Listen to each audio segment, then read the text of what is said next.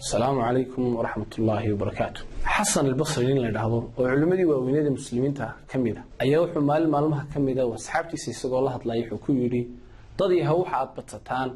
أصحابتها وناكسن بتصدق وأيو معلم تقيامه حيدين نغنيان قاردين شفيع عقاده وحد اللي حسن وسهرين تحصل عيس وحوري معلم تقيامه مركع يدعو أيا أهل الجنين الجنة ذي بيجليان أهل النار من نار تودي بيجليان أهل الجنين متكمدا أيا وحسوا الدينية ورهبل وأن adduunka asxaab ku ahayn talo xageebu ka dhacay mee kadib wuxuu raadiyo wuxuu ogaanayaa inuu saaxiibkiisa ku jiro naarta wuxuu oranayaa ilaahayow farxadaydu marnaba ma dhamaystirmayso ilaa hebel oo saaxiibkay ah aad ka soo saartid naarta oo aad jannadaadii u keentid markaas farxadaydu dhamaystirmayso ilaahay wuxuu oranayaa dalabkaygu waa lagu aqbal saaxiibkan shafaacadaadii aad u shafaaco qaatay waa laga aqbal ninkii waxa laga soo saarayaa naarta jannada loogu keenayaa isaga saaxiibkiis halkaas ay ku wada waarayaan jannada weligood ahlu naarkii baa isu imanaya markaas ay war hebel meed markaas ay oran lagu oranayaa waa tii la qaaday jannada la geeyay markaas ay oranayaan oo talo yaa shafaaco qaaday ma ambiyada mid kamid ah shafaaco qaaday markaas ay oranayaan maya talo ma waxa uu shafaaco qaaday hatta culimadii waaweyn markaas ay oranayaan maya markaas ay oranayaan talo ma waalidkiis ayaa u shafaaco qaaday markaas ay oranayaan maya ee waxa uu shafaaco qaaday saaxiibkiisa wanaagsanaa ilaahay uu shafaacada u weydiiyay ilaahayna waa uu ka aqbalay maalintaas waxay ku shallaytoonayeen dadkii ahlu naarka ahaa oo oranayaan fama lana min shaafiiciin wala sadiiqin xamiim alla inay malihin maanta cid noo shafaaco qaata oo waxa weey naarta naga saartana malihin saaxiib wanaagsan oo wax noo tarana malihin saaxiibka wanaagsani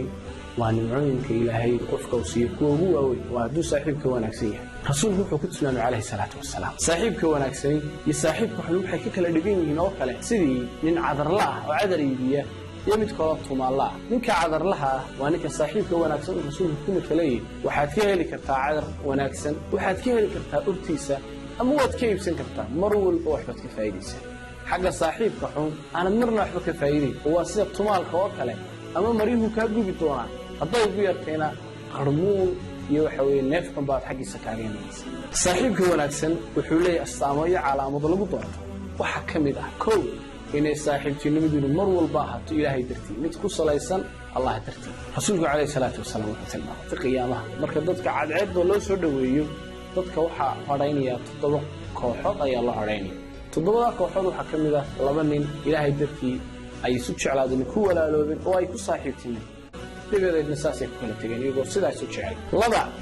waa inuu saaxiibkaagu uu ahaado qof ku nasteexaynayo ama adigu hataa saaxiibka mid nasteexaynayo waa diinteenu waa nasiixo waa wax isu sheegis waxa kamid ah qofka saaxiibka ah waa inuu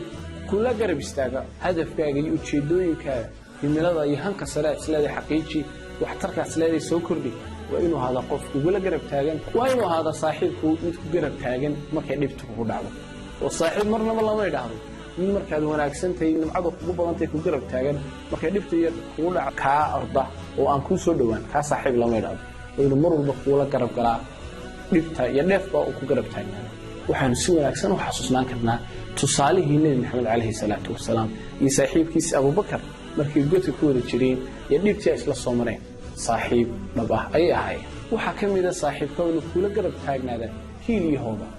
inuu hada qof kugu caawiyo maalkiisa haduu wax kugu dhaamo oo fikirkiisa iyo awoodiisa kugu caawiyo inuu hada haduu wax kugu dhaamo waxa kamid ah astaamaha saaxiibka wanaagsan oo qofka ku dul qaata khadaadaada iyo gafafaaga u dul qaata qofka doon marna qofka aanu saamaxay mar walba uu hada qof caloosha ka buka oo wax wala tay hoos oo sameeyay uu hoos ka xariiqo qofkaas saaxiib lama waa qof asraartaada hay saaxiibka meesha sirtaada dhiganaysa weyna xakamela sida lacagtaada qasnadaada aad ugu ridaysid sirtaada iyo asraartaada ku gaarka waa inuu saaxiibka ahaada mid haynaay saaxiibtinimadu waa inay ahaataa saaxiibtinimo ku salaysan run daacadnimo waxtar iyo wax weeye alla ka cabsi ilaahay subxaanahu wa ta'aala xulay al-akhilaa'u yawmaydin ba'dhum li ba'din aduwwun ila al-muttaqiin qiyaamaha marka la tago dadka muuminiinta dadka asxaabta ahay cadowga dhamaantood isku wada noqonaya midba kale uu ka soo horjeeda mid waliba wax buu kala ka sheeganaya aan ahayn dadka muttaqiinta ah kuwa alla ka cabsada ee saaxiibtinimadu alla dirti ay tahay kuwaasi cadaawad iyo cadawna isu noqon maayeen qiyaamo seen hore uga soo sheekanayna isu shafaaca qaaday saaxiibka wanaagsan wuxuu noqon karaa saaxiib wax ku tara arrimahaaga iyo hawlahaaga iyo yoolkaaga kula caawiya